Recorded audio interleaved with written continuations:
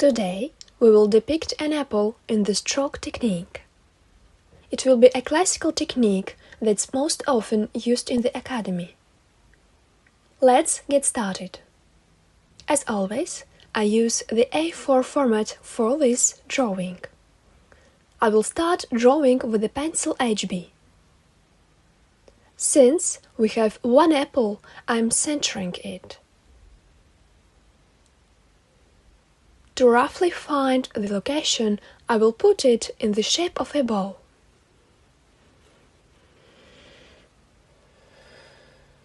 Then I will outline the attachment point of the tail. And then I try to catch every twist and bend in the outer shape of the apple. Remember that even if the apple has a spherical shape, we never draw it in this form. Since, in any case, each apple has its own characteristics that it's important for us to convey. At this stage, your drawing should be very light. There is no need to press the pencil. You have to be able to correct the drawing. Now, I will outline all the line-shadow relations on the subject and distribute what will be where. Try also not to outline too many lines. Keep one single silhouette line. We are now distributing all the shadows, reflexes, semitones and light on the apple.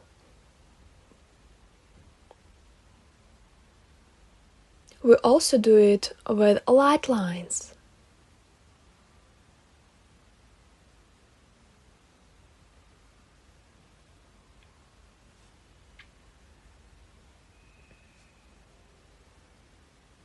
Before proceeding to the tone, light up your drawing with the needed eraser.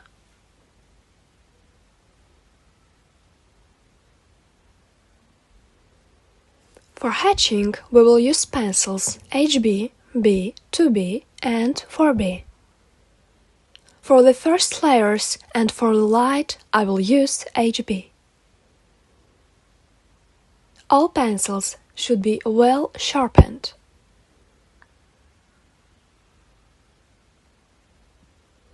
In this drawing, we can choose two stroke directions.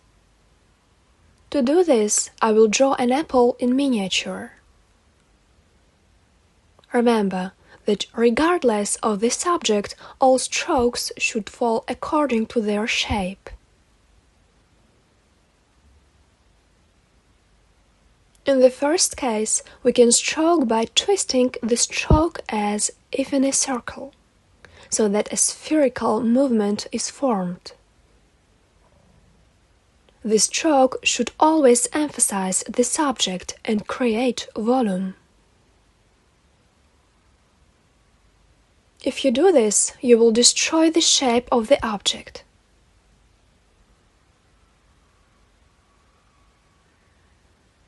And the second case of hatching is like this. This is a more complex option.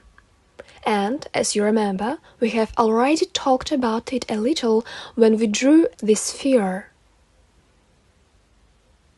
In this case, the stroke also rotates according to the shape of the apple and rounds it. Remember that the stroke here will not be flat. As in the first situation, it will fit according to the shape of the object and literally change its angle every time you turn.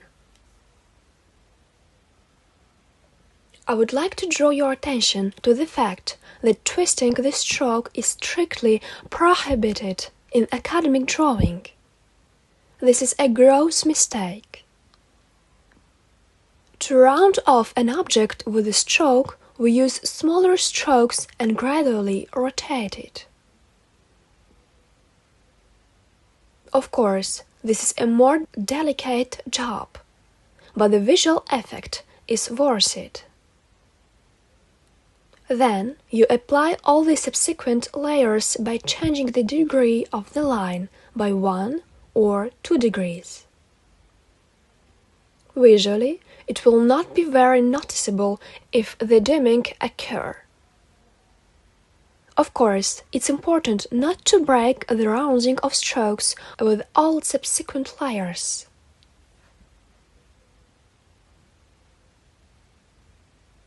In this lesson, I will use the second option of applying the stroke. In any case, there will always be two options for applying the tone. It's like this, or like this. All other variations will not be able to emphasize the shape.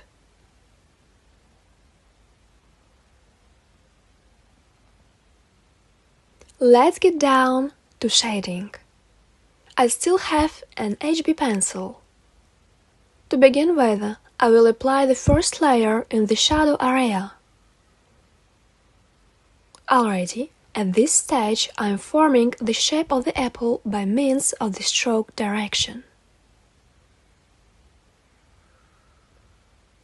I go into the semitone zone a little bit. But I still remind you that we always lay down the full tonality of shadows and then everything else.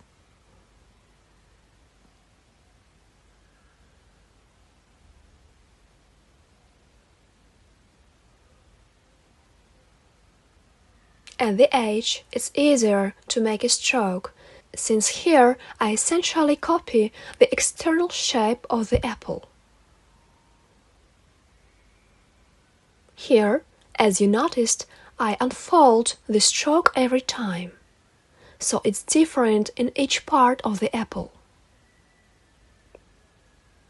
In order not to get confused, follow me.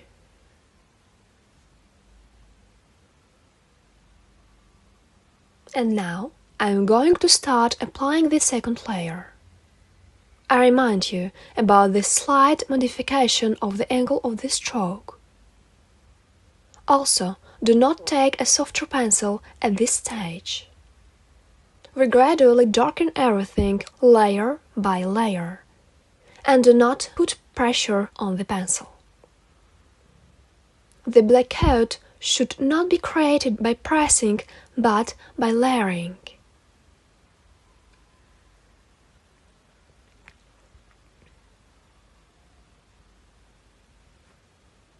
At the same time, a change in the direction of the stroke should still occur.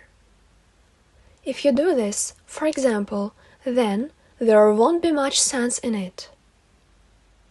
It's still important for us to have a slight slope. When you are drawing, try to be in the present moment and be focused on the process.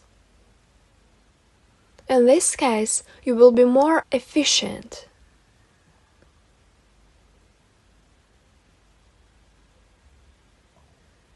I'm darkening the shadow with a few layers.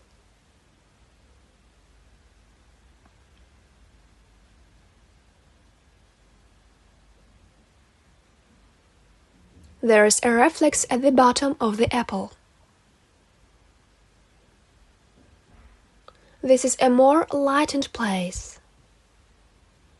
I bypass it and leave it lighter.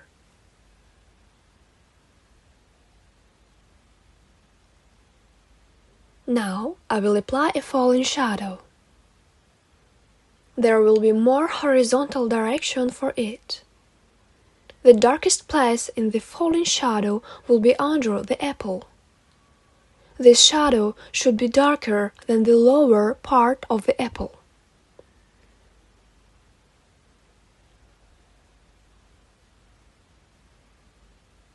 I'm changing the pencil to 2B and, once again, I'm going through all the shadows.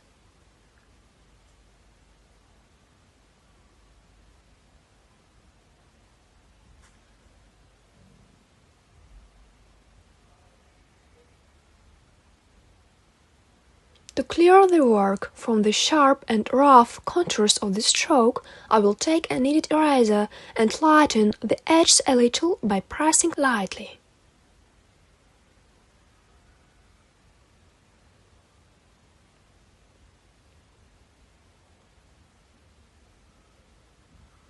Next, we take the HB pencil and apply semitones.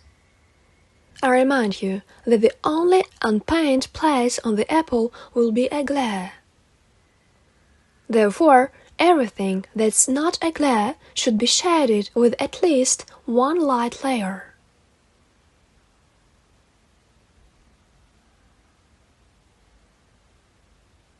Before you draw anything, always analyze your subject and ask yourself questions. For example, decide for yourself what will be darker and what is lighter. Or, where is the darkest place in the picture? You will notice that after a preliminary analysis, the work goes easier.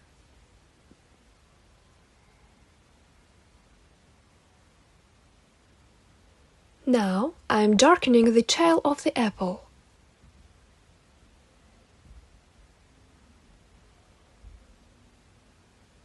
Then I switch to the apple shadow and create a few more layers for the shadow.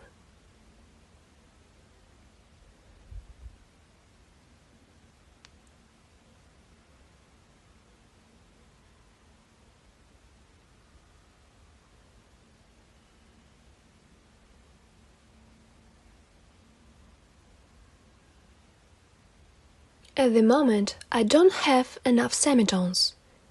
I will take an HB pencil and create light transitions from shadow to light.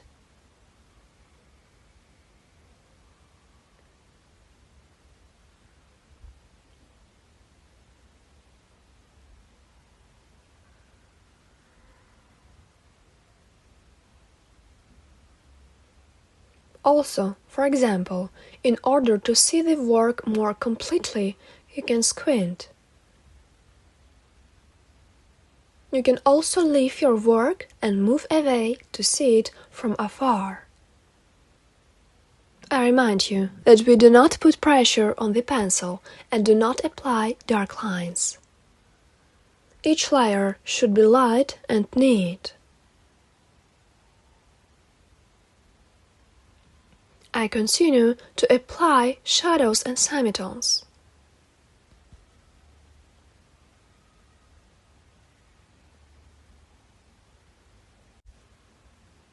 In general, in any drawing, strive to simplify everything. This does not mean that you need to move to abstraction, but when depicting something, try not to go too much into detail and always keep the understatement.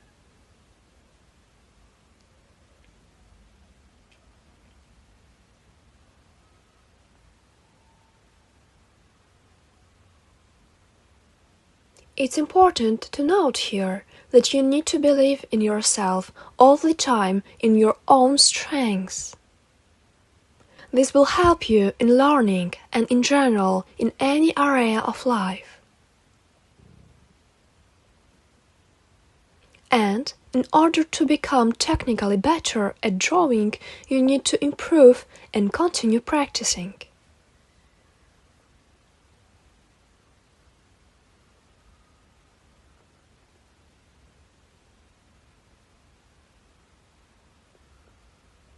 I will return your attention to our drawing. I've already applied enough layers. Now I want to switch to the falling shadow. I will add saturation under the apple and then dissolve the edge of the entire falling shadow.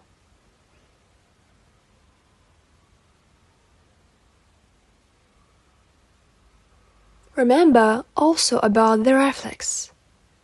It should not be too dark.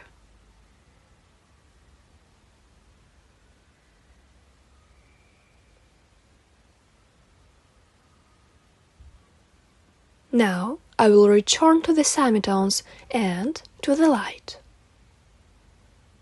I apply them with very light lines.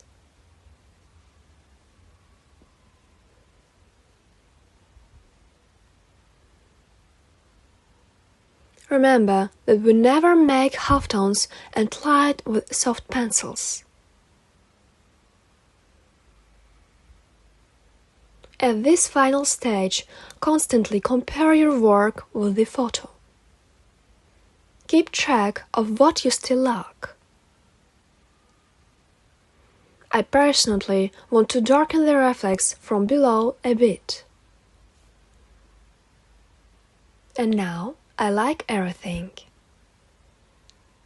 To complete the work, I will take an eraser and clean the drawing from dirty places. I hope you are satisfied with your result.